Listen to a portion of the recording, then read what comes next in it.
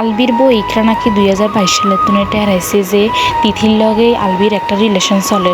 এত বছর ধরে যারা ভালোবাসলো, যার লগে সংসার করলো, এই মানুষটা নাকি তার আর নাই। এই কথাটা শোনার হওয়ার বা এই কথাটা বোঝার হওয়ার একটা মেয়ের জীবনটা কীরকম হইতে পারে, একদম অন্ধকার হয়ে গেছে তার জীবনটা।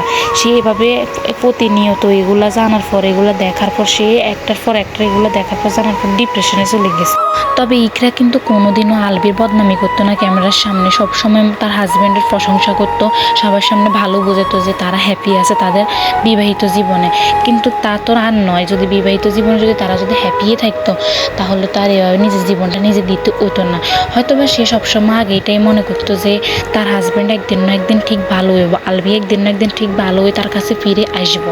কিন্তু তিথি এটা কি করলো? তিথি জানি হুনি তাগো একটা বাচ্চা আছে, এত বছর তাগো একটা সম্পর্ক, তারা ভালোবাসে বিয়ে করছে, কীভাবে হারলো তাগো সম্পর্কটা এইভাবে নষ্ট করে দিত? আসলে যে মানুষরা কয় একটা নারীর শত্রু নারীই হয়।